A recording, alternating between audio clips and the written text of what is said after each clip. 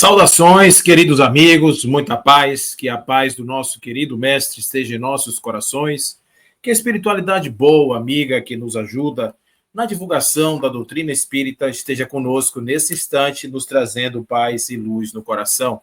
Quero saudar a todos os nossos amigos, o nosso querido Zé Alberto, os nossos amigos da comunidade espírita Nova Era, que nesse instante estão conosco, concentrados aí no tema desta noite, na nossa conversa, que vai versar sobre o bem, a melhor companhia, o bem sempre a melhor companhia, estar ao lado do bem, sempre isso pode nos trazer coisas muito boas. E aí nós vamos falar um pouco sobre isso, tentar entender como é que a doutrina espírita nos ajuda a compreender essa questão e falarmos um pouco sobre o aprofundamento do que pensa o mundo a respeito também dessa coisa do bem e do mal.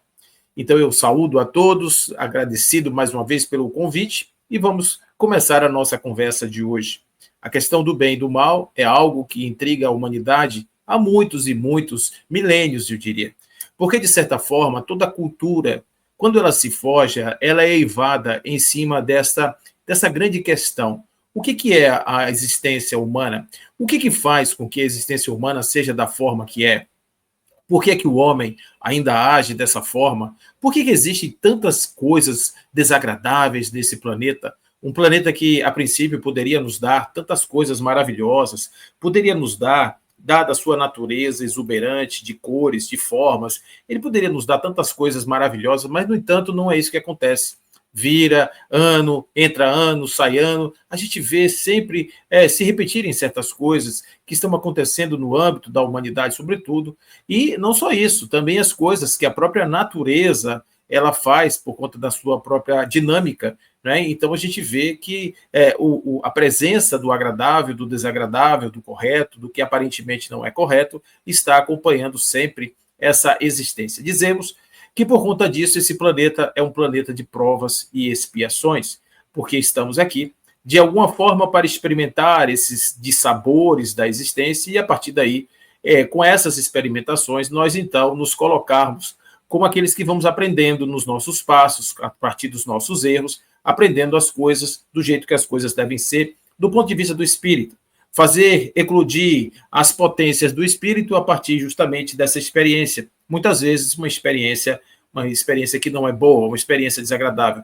Então faz parte da nossa própria constituição de um pensamento filosófico, de uma cosmovisão, de até mesmo de uma mundividência, a presença da dualidade daquilo que é bom e daquilo que não é bom, do bem e do mal.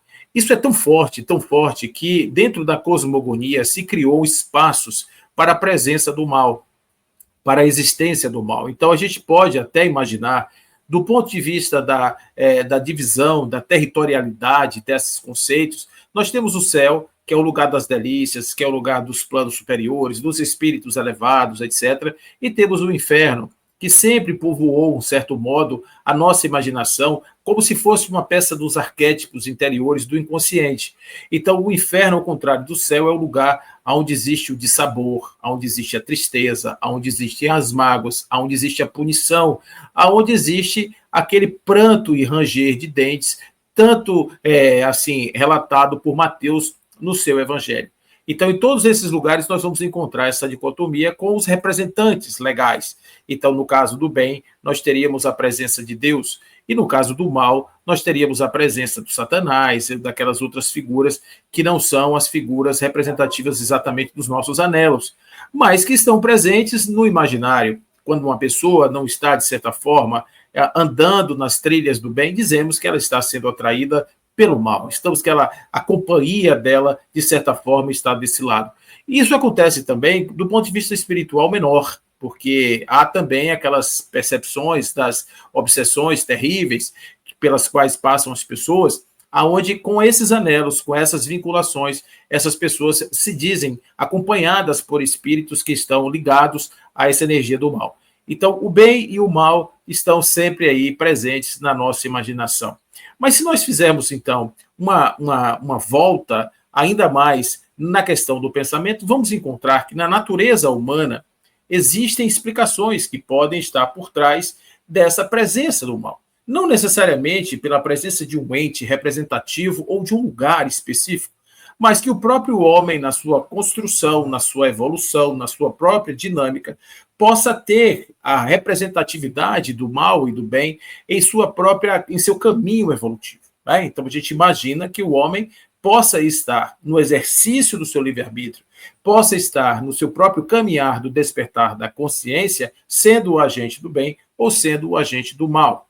Então, isso está nos pensamentos de antigos pensadores, né? E nós vamos ver uma frase, que é uma frase muito antiga, chamada "O homem é o lobo do homem". Essa frase normalmente é atribuída a Thomas Hobbes, um filósofo, que ele falava sobre essa coisa da contenção. E, para isso, ele cria a ideia do Leviatã, que era uma espécie de um monstro poderoso que teria a capacidade de visualizar, um monstro, quando eu digo, no sentido filosófico, não no sentido real, mas ele estaria sendo uma espécie de um aparelho ou de um local, aonde desse local você poderia enxergar todas as pessoas, ver os seus atos. Um grande Big Brother que ia fiscalizar a vida de todo mundo, evitando que as pessoas saíssem daquele limite da contenção.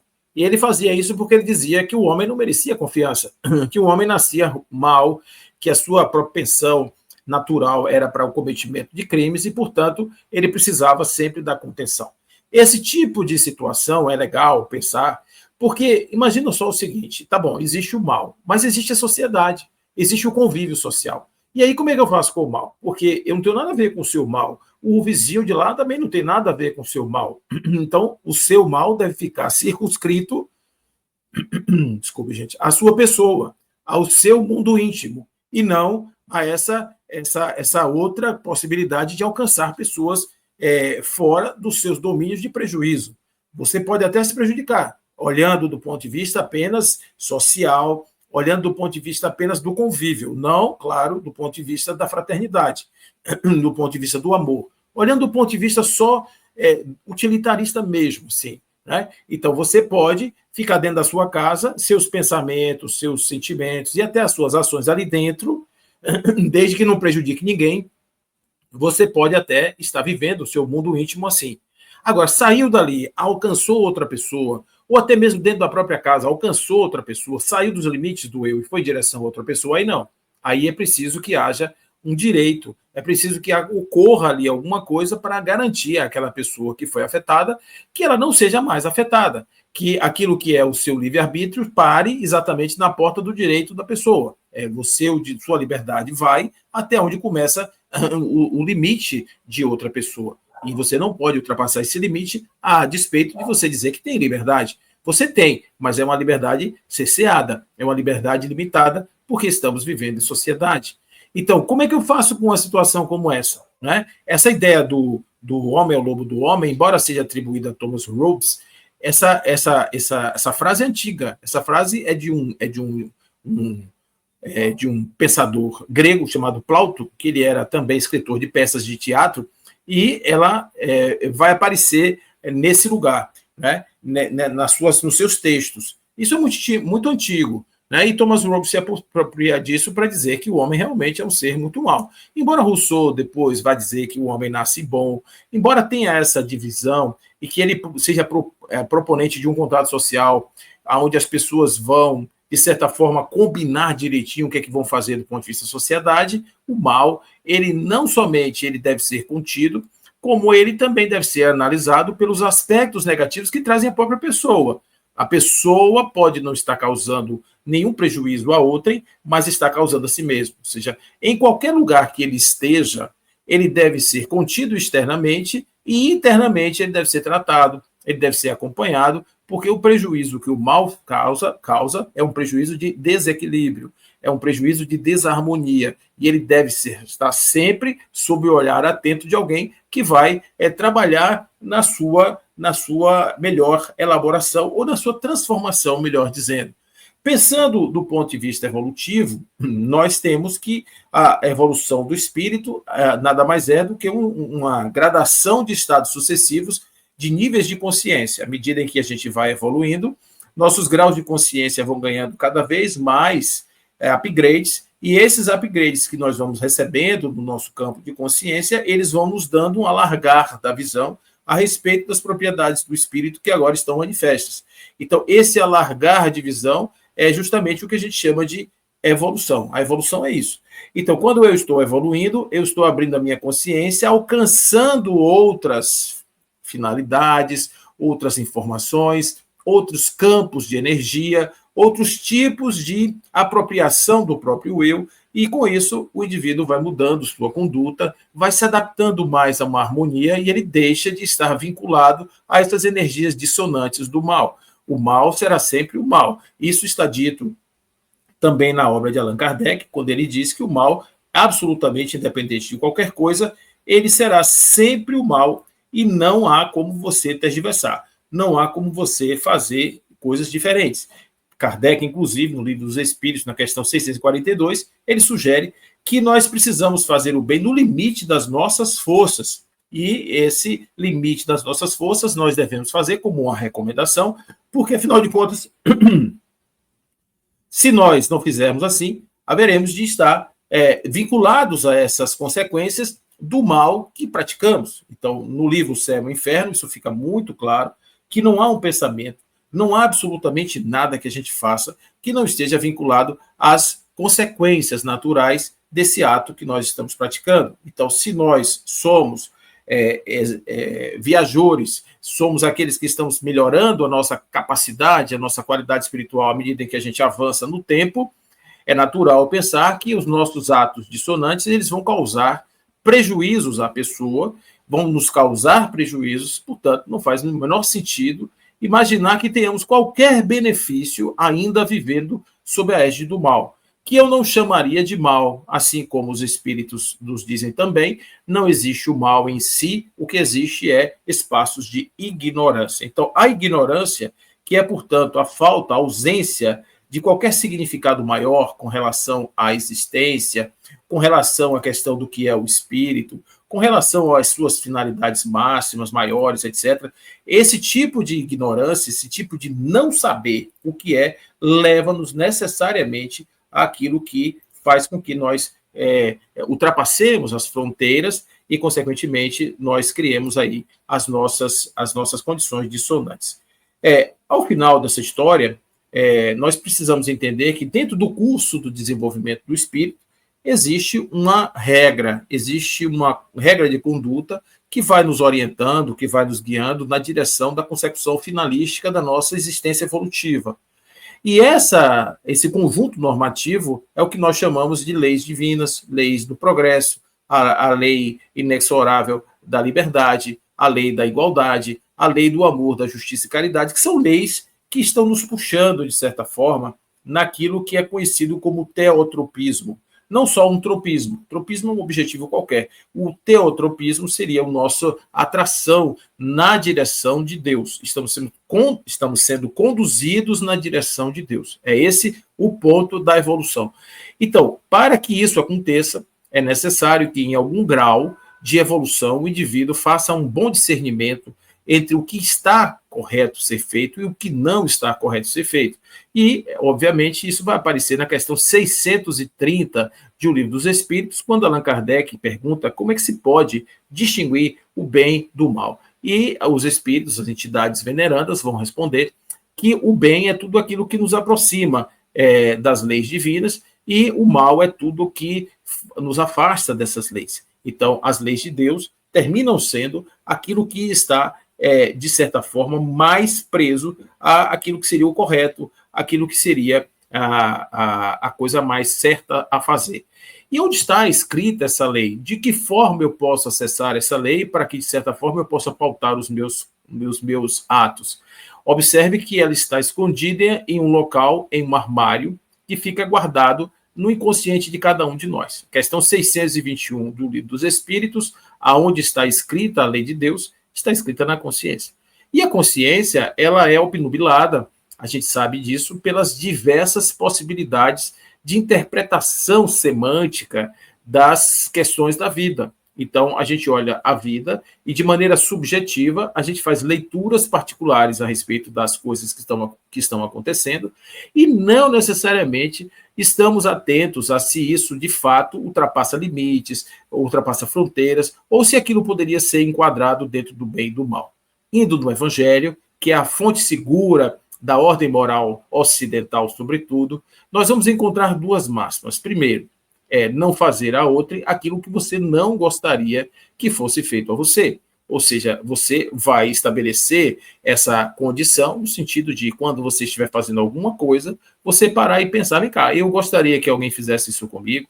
Se fosse o contrário, eu receberia bem essa informação, esse tipo de atitude, seria para mim alguma coisa boa ou não? Essa que é a questão, primeira pergunta a ser feita. Então, não fazer a outro aquilo que eu não gostaria que fosse feito a mim. Essa é uma primeira situação. E a segunda, adotarmos uma prática amorosa onde a mesma relação amorosa que estabelecemos com o Criador, nós possamos transmitir isso para o outro, integrando a nós outros, este outro e a Deus em uma única unidade amorosa.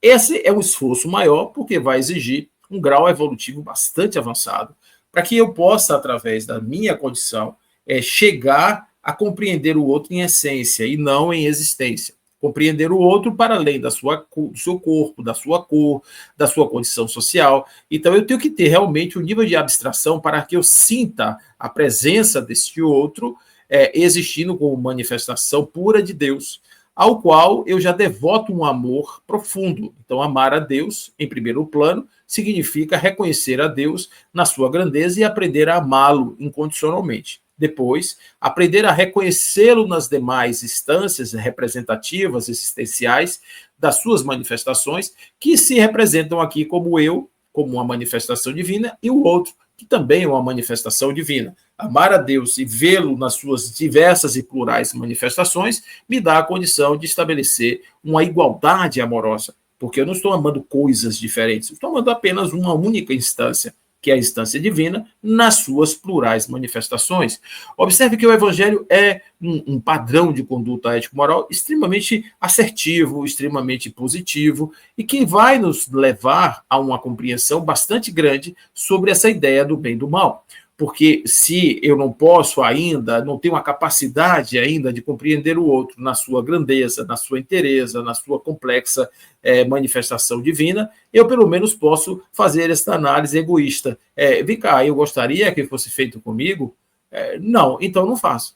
Né? Então, Immanuel Kant, ele vai dizer em uma das suas obras que essa ideia dessa moral, ela deveria radicar partir de leis universais. Ele concorda com essa ideia de que nós deveríamos ter algo além das leis humanas, porque não se trata só do que é feito à luz do dia ou o que é feito no escuro. O que Kant está preocupado, do ponto de vista de uma moral, é que o ser humano sinta a presença da correção nas suas atitudes, independentemente de ter alguém olhando ou não, independente de ter alguém fiscalizando os seus atos. Então, ele vai fazer isso de uma forma extremamente interior. O seu agir não precisa nem de coerção, nem de coação, nem muito menos de qualquer tipo de limitação por terceiros ou imposição por terceiros, nem de leis escritas, porque o indivíduo vai ter um senso de existir, que ele, nesse senso de existir, ele já vai construir aí o seu reto agir. O próprio Buda também dizia o reto agir como sendo um dos caminhos óctuplos, né? O caminho da sua ação para libertar-se do sofrimento, porque, de certa maneira, não tem muitas coisas diferentes. Se a gente for espremer os manuais de autoajuda, no fundo é isso mesmo. A gente termina dizendo que o que eu trago no meu campo mental é o que eu me alimento. Então, se eu estou, de repente, anelado, vinculado às energias dissonantes da natureza, se eu estou, de certa forma, com sentimentos que não agregam, esses sentimentos irão atrair pessoas também da mesma natureza para perto de mim, irão atrair circunstâncias de mesma natureza para perto de mim, irão fazer com que eu me insira em circunstâncias dolorosas derivadas dos meus pensamentos e ações de desequilíbrio. Então, nunca nós podemos dizer que o mal vença. O mal não vence. O que acontece muitas vezes é que a gente tem a situação aqui na Terra de considerarmos que a vida curta de um personagem, ela possa ser tomada como uma vida longa de um espírito. A vida longa de um espírito inclui vida passada, inclui vida futura. A vida do personagem só inclui essa. Então, o fato de ter alguém hoje que está claramente vinculado, anelado ao mal, fazendo aquilo que você vê que realmente não é a coisa boa, e o fato dele estar aparentemente se dando bem, isso não dá nenhuma ideia, nem a mais pálida ideia de que nós possamos firmar conceitos a respeito da felicidade perpétua desse ser ou da injustiça das leis de Deus. De jeito algum. Porque as leis divinas, elas são inexoráveis. Elas vão acontecer, mesmo que chova, que aconteça qualquer coisa, ela vai acontecer. Porque não é uma imposição de um ser divino que cria um tribunal, que pune as pessoas que não são conforme a sua lei. Não é isso. Até que os humanos transformaram assim um tribunal divino para fazer essas coisas. Mas o que nós estamos falando aqui, muito mais do que isso, é você imaginar que a própria consciência do indivíduo, a atração que ele exerce sobre as influências que estão nessa frequência chamada de mal, isso será para ele isso trará as próprias consequências inexoravelmente, sem que nenhum espírito ou ser divino faça ou exerça esse mandato sobre a sua vida. A gente vê nas obras espirituais quantas pessoas, quantos espíritos, eles passam por situações desagradáveis porque eles estão sofrendo ali as injunções pesadíssimas das consequências dos seus atos, não é? Dos seus atos. Então, se a gente quer viver uma vida tranquila, a gente deve começar com os exercícios, que são os exercícios, primeiro, de filtrar o que é aquilo que eu eventualmente não admitiria, não suportaria, ou eu não iria querer para mim. Então, se você vai fazer alguma coisa, ou vai dizer alguma coisa, vamos supor, vai falar alguma coisa para alguém, aí diz assim, vem cá, se alguém me dissesse isso, sem considerar claro a questão da intenção, né? Se alguém me dissesse isso, será que eu iria aceitar sim facilmente, né? Porque tem umas pessoas que falam a respeito de assertividade. Não confundir assertividade muitas vezes com grosseria. Assertividade é uma coisa, assertividade é você ser objetivo, assertividade é você não ficar fazendo rodeios, a assertividade é você não deixar as coisas muito claras, deixar as coisas, melhor dizendo, muito claras. Assertividade é isso. Agora, as pessoas, às vezes, por assertividade, utilizam mal as palavras, colocam de uma forma assim, não, eu sou muito direto, eu só falo as coisas, eu sou muito sincero. E, às vezes, desse sinceridade está uma maldade. Está um veneno, digamos assim, diluído. É o que se chama de metalinguagem. A metalinguagem é uma linguagem que excede a linguagem. É uma linguagem que ela monta na linguagem convencional e se espalha muito mais rapidamente do que a própria linguagem. Às vezes, oblitera o sentido da linguagem.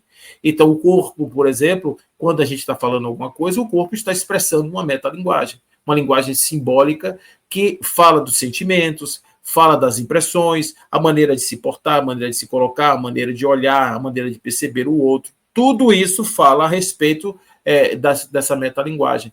Então, a metalinguagem deve ser cuidada, porque ela revela muitas vezes os nossos verdadeiros sentimentos, e esses ferem bastante, porque o outro percebe, o outro capta isso. É claro que eu não estou falando aqui, gente, de sermos hipócritas, de não falarmos as coisas eventualmente que estão dentro da ordem do dia, mas às vezes escolher a maneira de fazer, escolher a hora de fazer, escolher a oportunidade. Então a gente volta no Evangelho. Então, quando você descobrir que alguém não se portou bem com você, você chama ele em segredo, porque se ele entender o que você falou, você terá ganho um amigo. Olha aí o que está dizendo lá. E ele até dá uma forma, se ele não entendeu, aí você chama outros e faz aí um conselho e tal, para você tentar ver se você salva aquela amizade de alguma forma. E o objetivo finalístico não é dizer para o outro, você me feriu, é evitar que o outro faça de novo, evitar que aquela situação permaneça, perdure, aquilo se espalhe e que tenha continuidade. Então, essas são questões que eu acho que a gente precisa compreender dentro do que se chama de mal. A gente às vezes pensa que o mal ele é aquela coisa grandiosa, é a pessoa que assalta uma casa, que mata uma pessoa, que faz grandes operações a prejuízo de muitas pessoas. A gente acha que às vezes o mal é isso, o terrorista, o traficante, etc. Às vezes o mal está em criarmos impedimentos para que a pessoa avance na sua vida. Às vezes o mal está na malícia, na malevolência, ou na maledicência, melhor dizendo, das nossas atitudes, dos nossos interesses. Às vezes está naquilo que é chamado, muitas vezes, de agendas ocultas. As agendas ocultas, elas são terríveis, porque as agendas ocultas, elas são níveis de traição de altíssima sofisticação. O indivíduo está aqui com você agora, falando de você, normal, etc., mas por trás ele tem uma atitude de dissimulação, e ele tem uma atitude de destruição da pessoa, ele faz tudo para enfraquecer aquela posição da pessoa, porque é uma ação política. Essa ação política, politiqueira, ela é sempre evada de ações, atitudes típicas das chamadas agendas ocultas, porque elas vão ferindo, elas vão minando o grau de confiabilidade na pessoa. Então, o mal, ele pode se expressar de diversas formas, e ele sempre terá consequências muito graves, porque não será, hipótese alguma, nós não podemos pensar que isso possa nos trazer algo de bem. Indo além ainda, para considerarmos os seres espirituais vivendo aqui em corpos humanos, temos que pensar que os nossos pensamentos são energia. Essas energias, elas estão reverberando no meu campo harmônico físico, estão passando informações para as células do corpo, para os órgãos, para as estruturas mentais, e tudo isso, esse construto sistêmico que é o ser humano, quando entram energias dissonantes, ele se desequilibra e ele começa a funcionar de maneira equivocada. As coisas que deveriam ser fluxo natural, elas começam a sofrer congestões, e essas congestões começam a ter acúmulos energéticos que vão causar doenças, vão causar determinados tipos de problemas. Então, a gente vê as doenças psicossomáticas, a gente vê essas doenças de natureza emocional, e do outro lado, a psiconeuroimunologia, onde a gente vê essas pessoas que estão trabalhando com pensamentos positivos, estão trabalhando com energias boas, elas estão criando artefatos no seu próprio campo físico que estão favorecendo a sua saúde, estão permitindo que ele consiga ter uma vida melhor. Pense nessa possibilidade de fazermos este expurgos das energias negativas, esse expurgo de tudo aquilo que não agregaria nesse campo harmônico do ser. E quando a gente começa a pensar assim, a gente vai expandindo a nossa possibilidade de irmos mais na direção do bem do que do mal.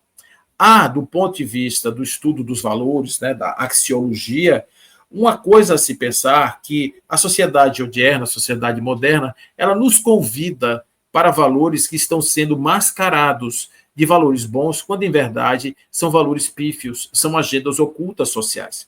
Então, esse convite sedutor que a sociedade pós-moderna tem feito, e isso mudando somente o chapéu, porque em todo o tempo foi assim, aqueles que querem, de certa forma, impor suas vontades de maneira mais generalizada, eles constroem aqueles palácios doces, coloridos, sedutores, e o sujeito, o pobre incauto, ele vai na direção desses palácios e ele quebra a cara, porque quando chega lá ele encontra dificuldades terríveis, esses conflitos começam a se instalar, e os prazeres que são ofertados por esses lugares, eles não têm a mais mínima ideia, nem mais a mínima condição de ofertar algo mais do que simplesmente carícias muito rápidas, né, prazeres muito voláteis, e isso não preenche a natureza, não preenche a essência espiritual nem a consciência de ninguém. Então, o vazio existencial, as depressões, etc., são justamente resultados disso. Então, ao invés de você se vincular a coisas que são valores sólidos, valores que garantem uma perpetuidade, uma madureza, um amadurecimento e um fortalecimento do ser, o indivíduo está se vinculando a coisas mais frágeis, coisas mais menos rígidas, e isso cria as dificuldades todas que a gente vê no mundo de hoje. Então, a recomendação, assim, bem olhando para que a gente possa cuidar mais da nossa vida, primeiro, escolher os valores corretos que estão enchendo, estão movendo as nossas ações. Eu estou acordando de manhã por quê? Eu estou indo para o trabalho por quê? Eu estou fazendo o que da minha vida? Esses objetivos que são, em verdade, expressões de valor, isso precisa ser descoberto pelo indivíduo. Se ele não tem, ele tem que buscar algo que preencha a sua vida. E esse algo está ligado a um valor. Por exemplo, o indivíduo diz: eu vou colaborar com a sociedade, eu vou colaborar com o grupo que eu participo. Se esse valor chega no seu campo mental, ele obviamente transforma isso em ação. E assim nós vamos construindo uma tábua de valores para o indivíduo que vai, de certa forma, norteando o seu agir para coisas que são muito mais sólidas, que são muito mais objetivas do que aqueles prazeres efêmeros que os valores vazios conseguem ofertar. Então, não dá nem para saída, como a gente diz. Não, é claro que não é tão divertido às vezes. Você diz assim, não, mas aqui é muito mais divertido. Eu concordo. Às vezes é mesmo. Às vezes é melhor você estar ali na esbórnia, você estar ali na farra com seus amigos, na boemia, etc. É divertido quando você está ali agora sobre o poder brilhante, né? O poder brilhante ali da bebida, das drogas, etc. Mas quando você sai dali, daquele lugar, quando você sai dos efeitos dessas substâncias, a depressão vem, porque o vazio ele continua, ele só foi mascarado, ele continua. Ao passo que o indivíduo que, ciente e consciente dessa situação, ele passa a modificar o seu agir em função dessas novas perspectivas, a vida vai ganhando sentido e ele vai incorporando isso na sua existência. A segunda coisa, além dos valores, é claro, é a força de vontade para romper com aquilo que seriam os nossos atavismos. Os nossos atavismos são aquelas coisas que nos puxam para os comportamentos que nós vivíamos fazendo e que nós víamos fazendo e que criamos esses hábitos na nossa mente, esses automatismos das decisões da consciência. A gente precisa ter a força de vontade, às vezes, para desconstruir isso. Não é fácil matar um homem velho e criar um homem novo. Aquela transformação de Paulo na entrada de Damasco, aquilo é uma coisa difícil de fazer. Porque o sujeito tem que abrir mão de tudo, ele não pode olhar para trás de jeito nenhum. É aquela história mesmo, você pegou a charrua, não olha para trás. Ele não vacila nas suas decisões, porque a decisão que ele tomou foi uma decisão de disrupção profunda. E uma decisão de disrupção exige decisão e exige pronta resposta para aqueles momentos que a tristeza vem e a dúvida, e será que é isso mesmo? Será que o meu caminho é esse? Será que não é? Então, a decisão passa por uma força de vontade, uma vontade de superação. E a melhor maneira de superar todos os obstáculos com vontade decidida é pensarmos no objetivo final. Então, a grande meta a ser alcançada, que é a evolução do espírito, que é a consagração do espírito na realização do divino interno que se manifesta. Esse tipo de objetivação, de visão de futuro, é o que vai garantir uma correção nessa teleologia, nesse caminho na direção de Deus, de forma mais reta, de forma mais objetiva, de forma mais precisa. Então, a força realmente é algo que pode nos guiar. Depois, os hábitos mesmos que nós vamos criar, pensando nessa referência de não fazer ao outro o que eu não gostaria que fosse feito a mim. Isso é um começo muito simples, é muito simples. Não relativizar isso. Eu estou falando isso porque eu tenho razão. Tira a razão nesse momento e veja só o ato, independente da sua razão. Veja o ato em si, a palavra em si. Palavras negativas, elas são negativas em qualquer contexto. As palavras positivas, elas são positivas em qualquer contexto.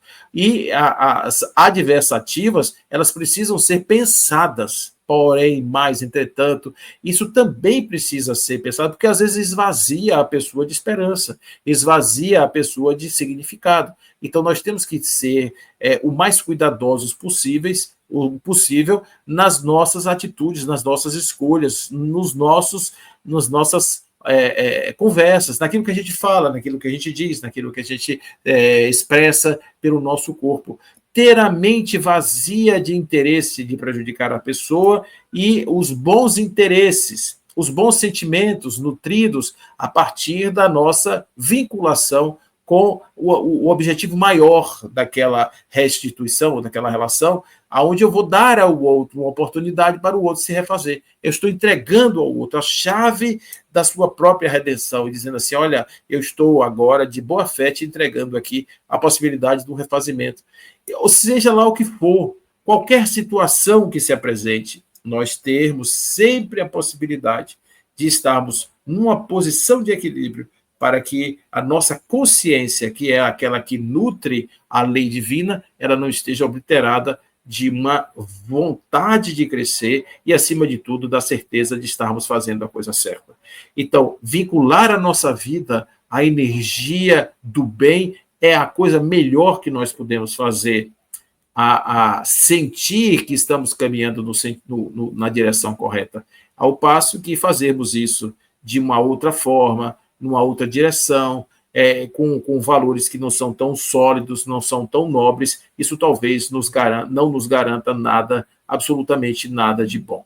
Então, é isso, meus amigos. Eu espero que essa nossa conversa ela desperte possibilidades que o Espírito tem sempre de mudar, de vincular-se a coisas mais positivas, e que nós possamos agora, nessa virada de ano, chegando em um novo ciclo, 2025 chegando aí nas portas, que nós possamos, então, fazer essa nossa mudança também. Por que não nascermos junto com o ano novo? Por que não deixar surgir uma pessoa nova, com novas vinculações e novos propósitos, enquanto ainda é tempo? Porque enquanto os nossos olhos piscam, enquanto o sangue pulsa em nossas veias, é tempo de reencontros, é tempo de falar, é tempo de reencontrar, de abraçar, de se erguer, de pedir desculpa, de dizer eu te amo, de fazer coisas, reformas morais. Tudo isso aqui na Terra é muito mais potencializado pelo fato de estarmos na dificuldade da carne do que eventualmente em planos superiores. Então, por isso, aproveitemos o dom da vida, aquilo que Deus nos concedeu, e façamos do bem a estrada correta do nosso agir e do nosso ser. Fiquem em paz, mais uma vez, agradeço a oportunidade de estarmos aqui juntos, conversando sobre esse tema riquíssimo das nossas existências, sempre à disposição desta Casa de Luz. A todos, um feliz ano novo e muita paz.